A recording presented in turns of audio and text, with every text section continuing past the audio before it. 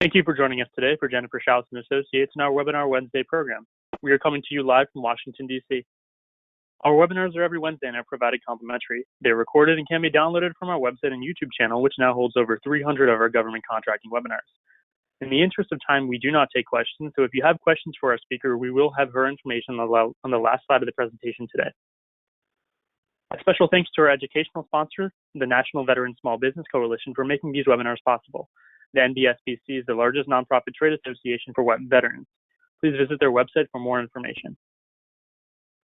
Okay, now a little bit about us. We work with U.S. federal government contractors, including product, software, service, and software firms. Our services range from market analysis reports to contract vehicles and compliance. More information is on our website. We will be hosting a general government contractors spring event at the Kennedy Center on April 20th from 5:30 to 7:30 p.m. You can meet with over 150 federal contractors. Please go to our website at jenniferschaus.com and register for the event under the Events tab. We also have opportunities for your organization to advertise in our newsletter. We now reach over 17,000 subscribers, and this includes both contractors and government. Contact us for pricing information with the email shown on your screen. Okay, and now to introduce our speaker, Elizabeth Jokum. Welcome, Elizabeth. We're glad to have you here with us today, and I'll turn the floor over to you. Great, thank you. Good afternoon, everyone. Thanks for joining. My name is Elizabeth Jokum. I'm a partner at Smith Pachter McWhorter in our government contracts group, and I am here today to talk about corrective action in the context of bid protests. Corrective action refers to an agency going back and reconducting some or all aspects of a procurement in response to a bid protest. It's by far the most common way to win a protest. The effectiveness rate at GAO, meaning the percentage of protests where the protester either got a sustained decision from GAO itself or the Court of Federal Claims, or, I'm sorry, in this context, we're talking about the effectiveness rate at GAO, when the protester either got a sustained decision or voluntary corrective action, the effectiveness rate is 44%, and the sustained rate is only 13%. So that indicates that voluntary corrective action is the far more likely path to some kind of relief for the protester. Corrective action is triggered in one of three ways, and if you can go to the next slide, please.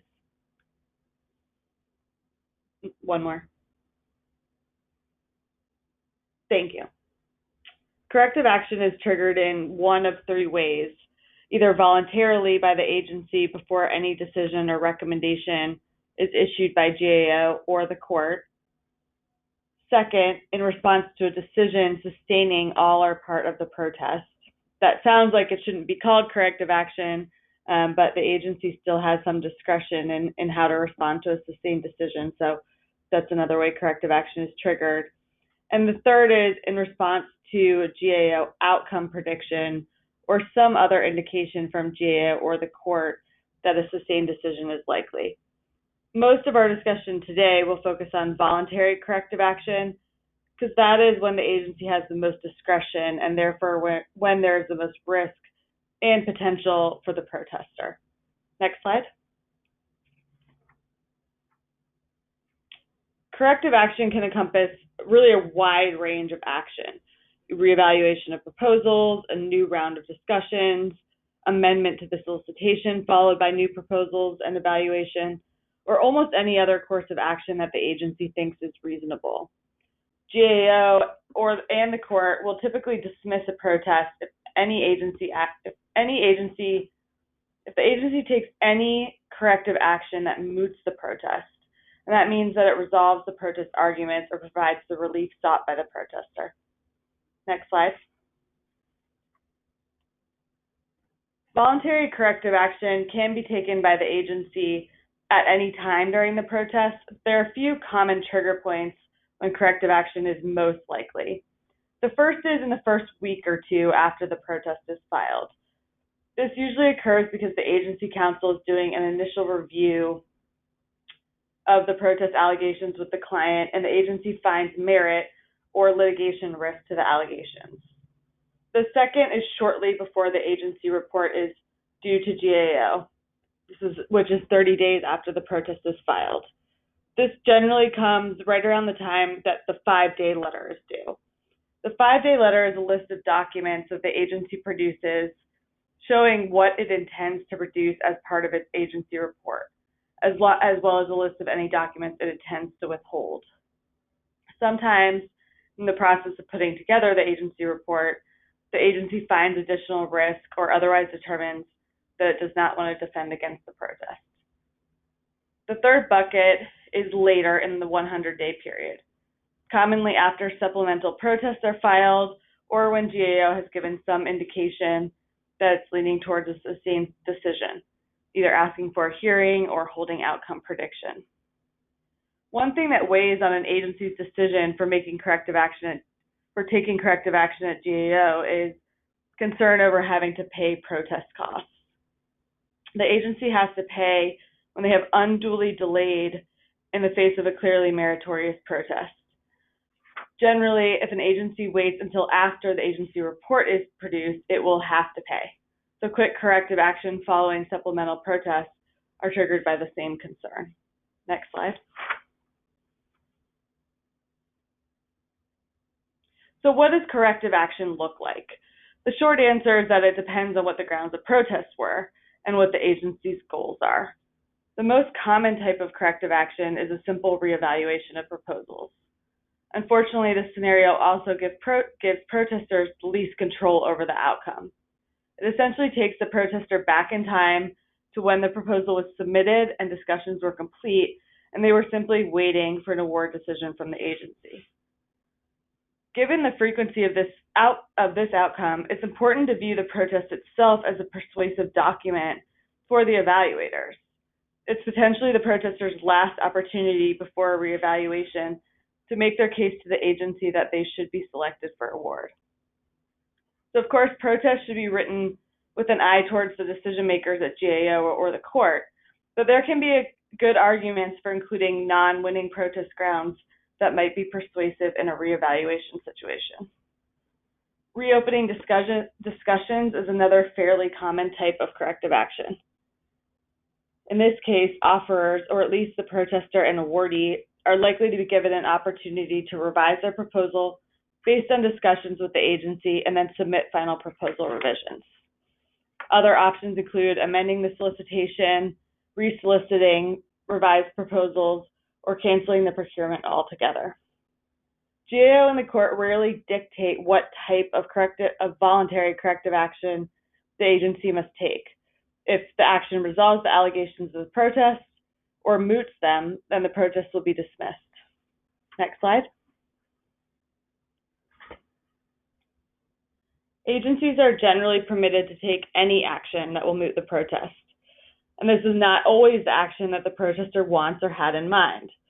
For example, if a protester argues that the awardee's proposal was deficient in some way and should have been excluded from consideration for award, the agency could take corrective action excluding the awardee and selecting the next in line offer, which is probably what the protester hopes.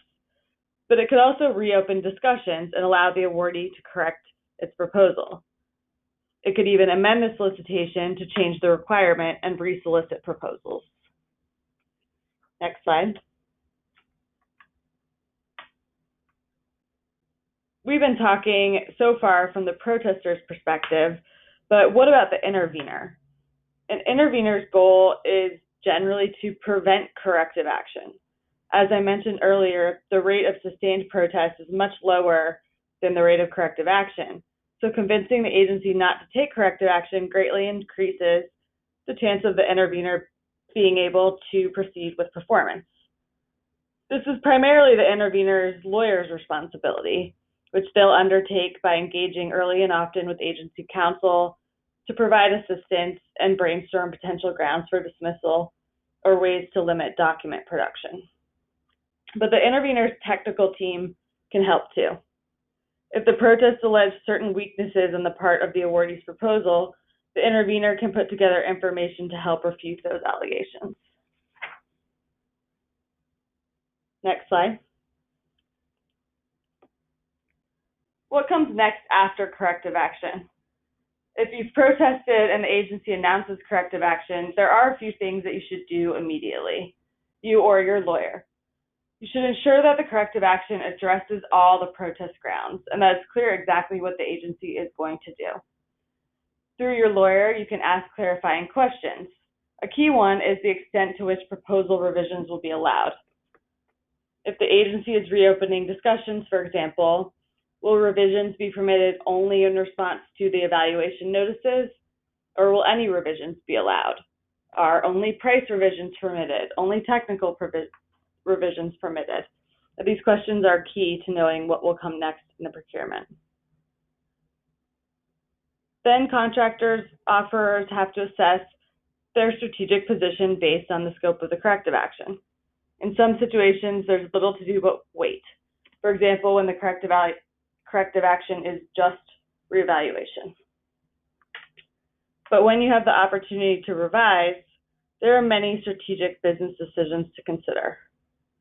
Interveners may consider asking the agency to release some information to level the playing field, including offers, prices, and ratings. If awardees' prices and ratings were disclosed to the protester in a debriefing, but the awardee wasn't provided with similar information about the losing parties, which is generally the case, then they may feel disadvantaged by the information disparity.